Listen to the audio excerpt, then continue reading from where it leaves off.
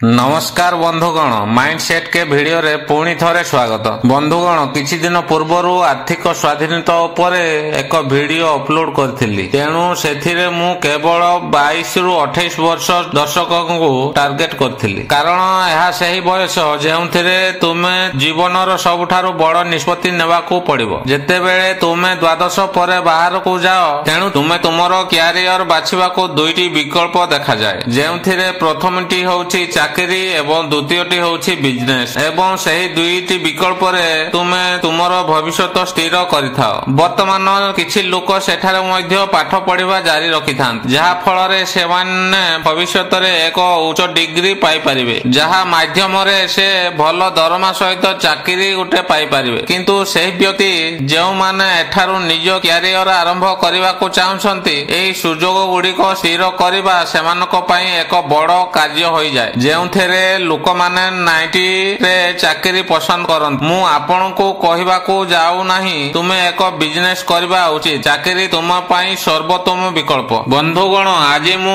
एही वीडियो रे आपनको सह शेयर करबाकू जाउछि प्रत्येक जिनिस तथ्य उपरे आधारित हेबो, जहा उपरे एहा परे आपण निजे निष्पत्ति नेबाकू समर्थ हेबे, एवं एही दुईटी विकल्प मध्यरु केउटी आपनको भल सूट करिवो। तेणु आसंतु अनेक वर्ष पूर्वर कथा आरंभ करिबा, जेतेबेले जिनिस गुडीको एते विकसित होई नथला। प्राय बड़ कंपनी रे हजार हजार कर्मचारी को दरकार थिला। अर्थ धरा जाओ तुमरो एक जूता कंपनी अछि, तेणु जूता तयारी करिवार प्रत्येक कार्यकलाप पई सेमाने श्रमिक आवश्यक करूथिले। केही जूतार आकार काटुथिला तो केही एहाको सिलाई करूथिला, एवं सही परि धीरे धीरे परिवर्तन विप्लव रे आसीबाकू लागिला, एवं सर्वाधिक कर्मचारी को मेसिन सहित बदलाई दिए गला। आजिर समय रे अधिकांश बड़ कंपनी एही कारणरू कर्मचारी हायर करंती, जहा फल रे से केवल सही चालुथिबा मेसिन गुडीको परिचालना करि परिबे। किंतु एसबु सते वर्तमान पर्यंत आमे केवल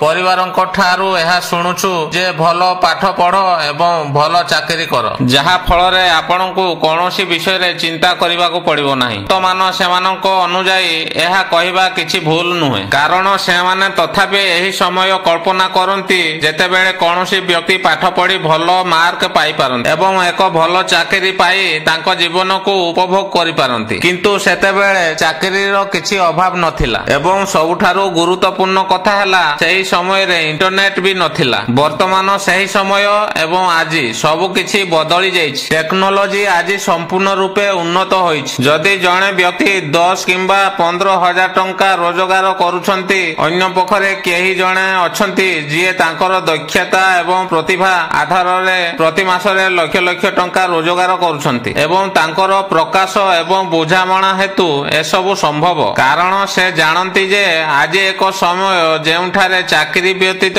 टंका रोजगार करिवार हजार हजार उपाय अछि। वर्तमान मु एठारे आदौ कहू नाही जे चाकरी करिबा ठीक नुहे बोली, एवं तुमे केवल बिजनेस करिबा उचित। चाकरी करिबारे मध्य अनेक लाभ अछि, जहा आपण व्यवसाय समय रे पाइबाको जाउ नाहंती। जेपरि थरे तुमे कोनोसी स्थान रे चाकरी पाइबा परे एहा निश्चित होइछि जे तुमे प्रति मासरे एठारो दरमा पाइ परिबो, किंतु बिजनेस रे एहा होई नथाय। विशेष करी जेतेबेले आपण एक स्टार्टअप करंती, आपणकर प्रथम लाभ आसीबा पई एठारे 6 मासरु 1 वर्ष लागि जाई पारे, एवं एहा परे मध्य तुमे तुरंत कोटिपति हेबो बोली किछि ग्यारंटी नाही। एवं जदि आपणकर व्यवसाय कोनोसी कारणरू विफल हुए, तेणु एठारे आपनको एक बड़ क्षति सहिबाकू पड़िबो। एवं चाकरी करिवार द्वितीय लाभ हेउछि आपण 9 रु 5 काम करिबाकू पड़िबो सत्वे एठारे आपण एक सीमित समय परे संपूर्ण मुक्त होई जान, जहाको तुमे तुमरो परिवार सहित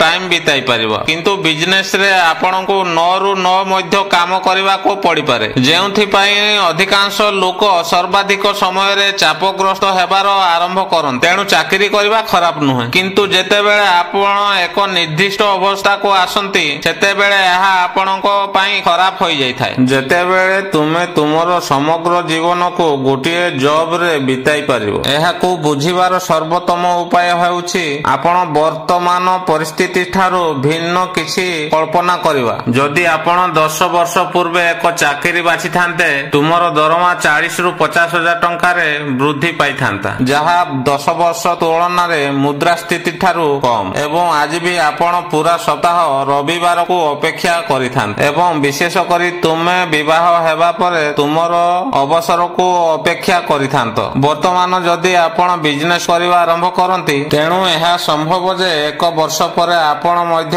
ଲାଭ ପାଇପାରିବେ ନାହିଁ ଏବଂ ଏହା ମଧ୍ୟ ହୋଇପାରେ ଯେ ଆପଣ ଏଥିରେ ବିଫଳ ହୋଇପାରନ୍ତି। କିନ୍ତୁ ଆପଣ ସେହି ଭୁଲକୁ ଉନ୍ନତ କରି ପୁନର୍ବାର ଚେଷ୍ଟା କରନ୍ତୁ।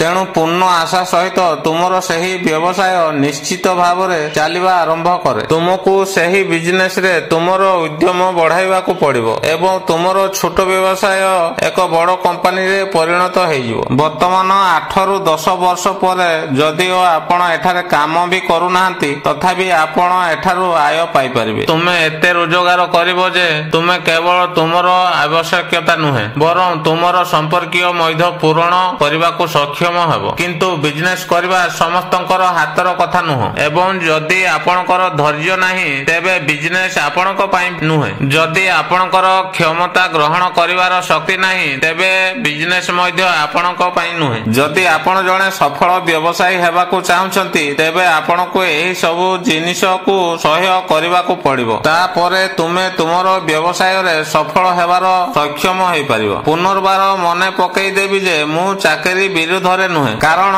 ବ୍ୟବସାୟ କରିବା ପାଇଁ ଆପଣଙ୍କୁ ଟଙ୍କା ମଧ୍ୟ ଦରକାର ଏବଂ ତୁମେ କେବଳ ସେହି ଚାକିରିରୁ ସେହି ଟଙ୍କା ପାଇପାରିବ। କିନ୍ତୁ ଯଦି ତୁମେ କେବଳ ଚାକିରି ଉପରେ ନିର୍ଭରଶୀଳ ହେବାକୁ ଚିନ୍ତା କରୁଛ, ତେଣୁ ଏହା ସହିତ ତୁମେ କେବେ ବି ତୁମର ସ୍ୱପ୍ନକୁ ପୂରଣ କରିପାରିବ ନାହିଁ। ତେଣୁ ଏକ ସିଦ୍ଧାନ୍ତ ଭାବରେ ବର୍ତ୍ତମାନ ନିଷ୍ପତ୍ତି ନେବା ଆପଣଙ୍କ ଉପରେ ନିର୍ଭର କରେ ଯେ ଆପଣ ଯଦି ଭିଡିଓକୁ ପସନ୍ଦ କରନ୍ତି, ତେଣୁ ଦୟାକରି ଆମ ଚ୍ୟାନେଲକୁ ସବସ୍କ୍ରାଇବ କରିବାକୁ ଭୁଲନ୍ତୁ ନାହିଁ। ତୁମର ମୂଲ୍ୟବାନ ସମୟ ପାଇଁ ଧନ୍ୟବାଦ।